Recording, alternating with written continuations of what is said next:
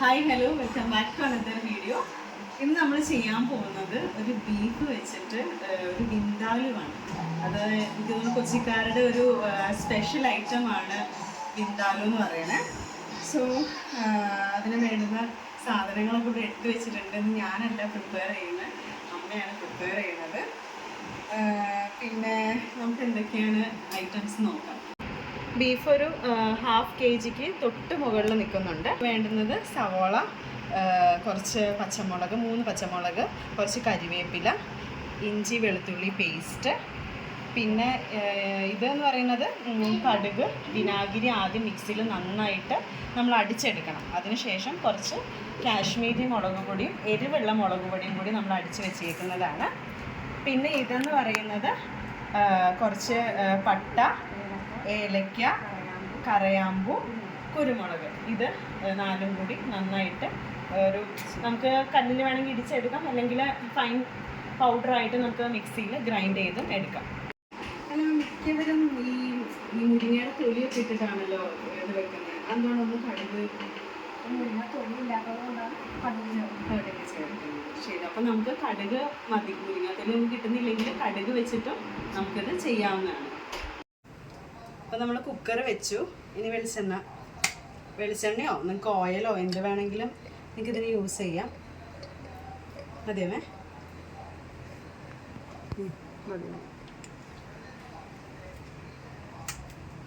വരുമ്പം സവോള, പച്ചമുളക് കൂടി ഇട്ടേക്കട്ടെ, അല്ലെങ്കിൽ കഴിഞ്ഞിട്ട്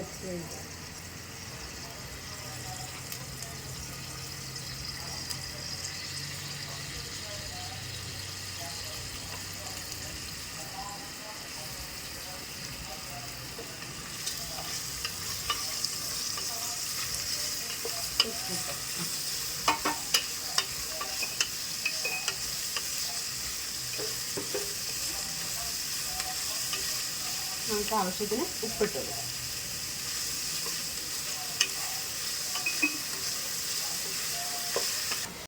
പച്ചമുളക് ഇടാം, കരിവേപ്പില ഇടാമോ, കരിവേപ്പില, പിന്നെ ആവശ്യത്തിന് ഇഞ്ചി വെളുത്തുള്ളി പേസ്റ്റ്. മതിയാ? ഇത് മതി, കുറച്ച് ഇടണം.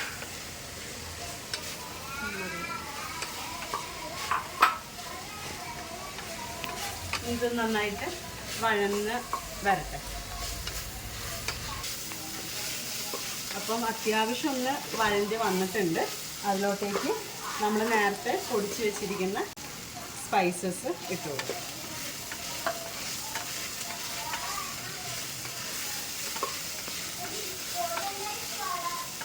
കല്യാണം കഴിഞ്ഞ് വന്നതിന് ശേഷമാണ് ഇങ്ങനത്തെ കറിയൊക്കെ നമ്മൾ ടേസ്റ്റ് ചെയ്യണം. അപ്പോൾ അതിൽ ഭയങ്കര ടേസ്റ്റ്. ഈ വിനാഗിരി ഇതൊക്കെ ഒരു ഫ്ലേവർ വരുന്ന സമയത്തെ ഭയങ്കര രുചിയാണ് ഇതിന്.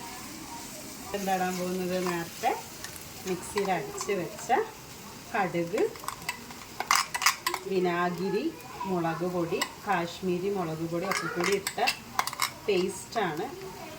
ഒരിക്കലും മുളക് പൊടീൻ്റെ കൂടെ നമ്മൾ കടുക് പൊടിച്ച് ചേർക്കരുത്. ആദ്യം കടുക് അരച്ചിട്ട് വേണം ഇതിടാനായിട്ട്, അല്ലെങ്കിൽ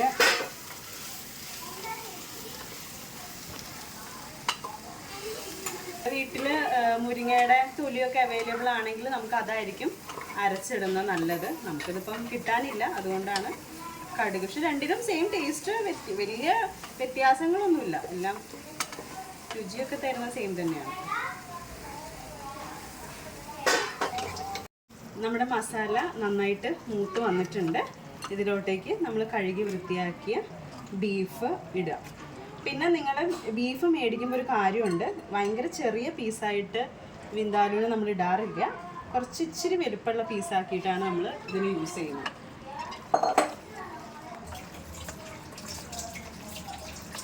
അത് നന്നായിട്ട് മിക്സ് ചെയ്ത്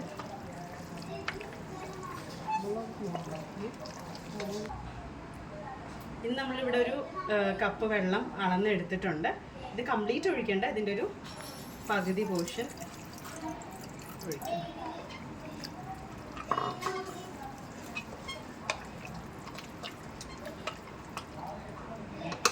നമുക്കിത് കുക്കർ വെച്ച് അടച്ചിട്ട് ബീഫിൻ്റെ വേവ് എങ്ങനെയാണോ ഇതിലും പല വേവായിരിക്കുമല്ലോ, അപ്പോൾ അതിനനുസരിച്ചിട്ട് വിസിലെടുക്കുക.